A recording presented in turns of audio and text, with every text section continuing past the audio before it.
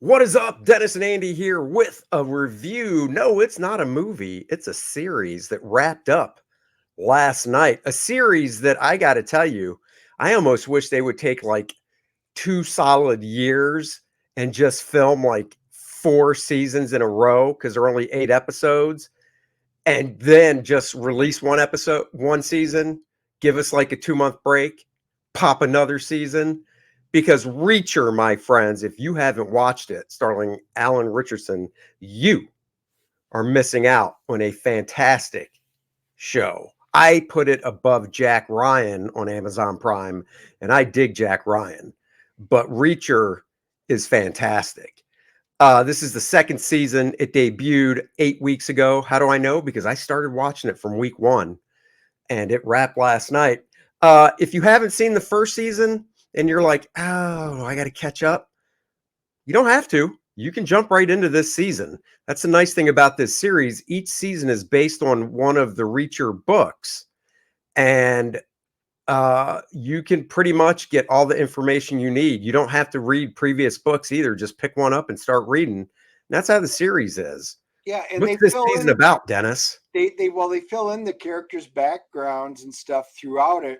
So is it helpful to watch season one? Yep, but it is not required. But yeah, this one, I mean, Reacher is all about. He's a former military policeman. He and his group, and they solve crime, and he meets out justice with his own brand, and it's a big, heavy hitting, bruising, ball smushing, smack him in the face justice.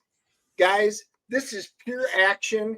It is considered a crime drama, but realistically, there is drama, there is some suspense, there's some mystery.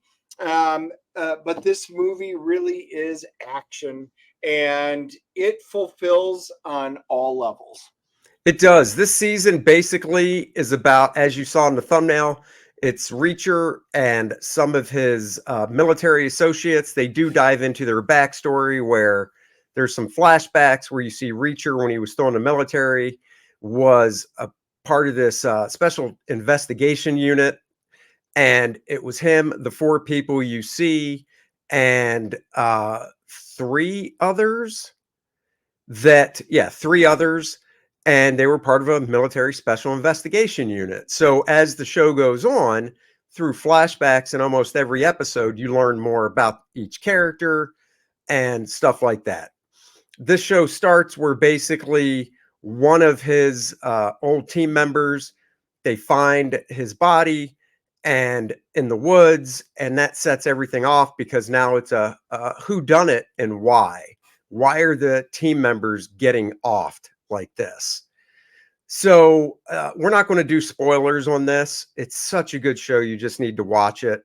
The main bad guy in the movie is played by, as I like to call him, the bad Terminator from Terminator 2. The what's his name? I can never remember the actor. Robert Patrick. He plays Robert King Patrick. Langston. Yes, he's fantastic. He plays a great villain. He's got a great screen presence. He commands it, whether you hear his voice on the phone or you see him on the screen. Robert Patrick just brings it and always does. He's fantastic. They even have some of my other favorites in bit parts, like Bruce McGill plays the mayor. I love Bruce McGill. He's fantastic. But the core, that when you get down to it, it's Neagley, it's Reacher, it's Dixon, and O'Donnell, the four, and they are basically the main four that are trying to piece everything together. The survivors from his unit, and the intrigue, and the more you delve in, there's always question marks. Man, we're all good guys. Could one of us have turned? And throughout it, you start swaying back and forth. It's like a pendulum. Oh, there's evidence that shows, yeah, he's the bad guys. Oh, maybe he's not. Oh, wait, yeah, he is. And it keeps you going, rocking back and forth all season. Um, It's the show is so well written and so well paced that every episode, they're about 40 minutes long. So if they ever put them on TV, they throw commercials in, make it an hour. Every episode ends with a great cliffhanger. I mean, it's killer having to wait a week to watch the next episode, but they just leave you wanting more. And Alan Richardson really is this character. He's got the stature for it. He's got the build for it. If you've ever read the books, Tom Cruise was not the stature of Reacher.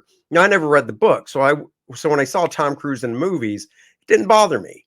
But then when I found out what he was supposed to be, I was like, oh my God, are you kidding me? So when I heard about the show and who they cast, everybody was like, this guy's perfect as long as he can pull off the acting, which he does very well. Reacher is a man of few words. He doesn't own a house, doesn't own a car, doesn't own really anything but the clothes on his back and a toothbrush. Some funny moments with that in the show. When he speaks, it's always with intent. He doesn't mince his words, and he'll say lines that you do get a chuckle over, but he's not saying them to be funny. That's what's great about the humor in it. He's so deadpan, everything he does, and it's great. And Alan Ritchson, he embodies everything about this. Now, those of you that are fans of Smallville will remember that's who they had cast as Aquaman, Arthur Curry back then, and he played that part back when he was really young. He has bulked up, beefed up, and when he sits there in deadpans says something like he's serious, everybody else starts laughing about it. It's his delivery, and he's just being a matter of fact, and he's blunt. He says things inappropriately, even to like kids, and he's like what? And they're like, Reacher, and he's like, what? He doesn't get it. He is just a blunt force object, both physically and verbally. Yeah. I don't know what else we want to say about it. I mean, honestly, for 8 episodes, we're not doing an episode breakdown. We're not spoiling anything. I think this review is more of just go watch it. If you like hard-hitting action that also has a really good story behind it, it's not just action with, it's not just mindless brain candy with action. This is not that. This has a good story behind it, just like season 1 did. They're already filming season 3. I do follow Alan on Instagram and stuff, and he posts a little behind the scenes thing. Season 3 is being filmed. I expect it'll be out probably around the same time next year, beginning of January, end of December. I mean, look, we'll CGC review it, and it's a strong 9.5. I actually think I'm going to go back because it has been 2 years and I don't rewatch a lot of stuff, but just to get my Reacher fix, I'm going to probably go back and start rewatching season 1 just because I know the overall story still, but the details and stuff I know I've forgotten. So it'll be kind of fresh for me, but it is that good of a show.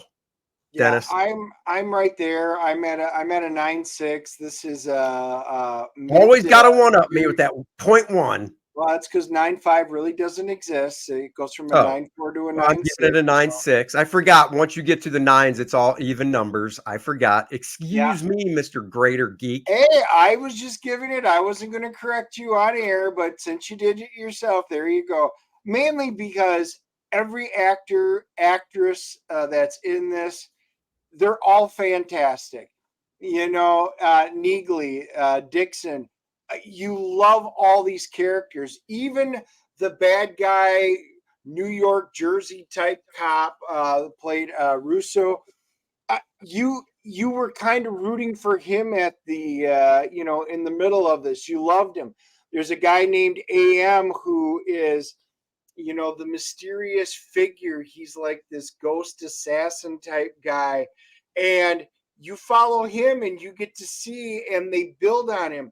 So every character, no matter how big or small, they do a great job of character building. There is not much not to absolutely love. The action is great. The special effects are fantastic, but the story and the characters and the acting is just top notch. There is nothing not to love about this show. I mean, guys, go watch it. Even if you've never read or watched Reacher before, it's time to hop on the bandwagon. That's right, guys. You know, the other bandwagon you want to hop on is Nice and Tight, the comic book pencil art of Andy Smith. That's me, 64 pages. That's right. It was 50, was it 54, 52? Anyhow, whatever it was, it is now 64 because of you guys getting us to those stretch goals. 64 pages of beautiful, lush pencil artwork that if you were the inker, the editor, you're probably the only person that has seen these pencils because they're not out there. I only post a few on my website. So guys, if you're into comic book pencil art, if you like Marvel, DC stuff, when I was working there, you'll love this book. It's also a great book to learn inking because you can get the digital version to make your own blue lines to practice inking over, or just put them in Clip Studio and practice inking that way. It's going to be a very nice art book to put with your Andy Smith collection because I know you have one. Dennis has one. He has a whole corner that he won't show of his studio. It's like a shrine dedicated to me. He lights the candles at night. He gets down on his knees on this nice pillow, says a prayer for me every night. And, you know, don't go that far. That's a little crazy. That's why I'm bald, because if I had hair, he would take a lock of it. So go back, Nice and Tight, the comic book pencil art of Andy Smith. Guaranteed to love it. Could I scroll through this? I could, but I want you to do that. Link in the description below.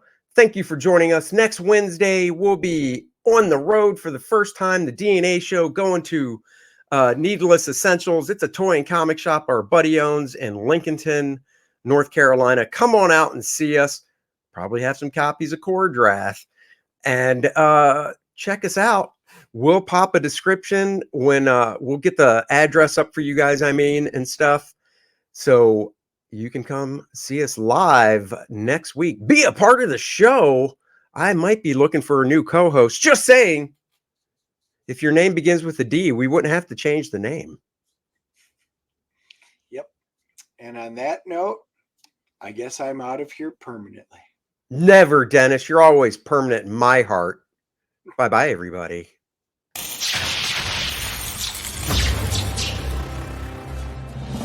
Nice and Tight, the comic book pencil art of Andy Smith. That's me. This book features 52 pages of some of my favorite full pencils that I did for other companies over the past 2 decades. The raw pencils as they were seen by the inker, and now you can see them for the first time. This book also comes in a digital format so you can practice your inking in your favorite program. Back it today.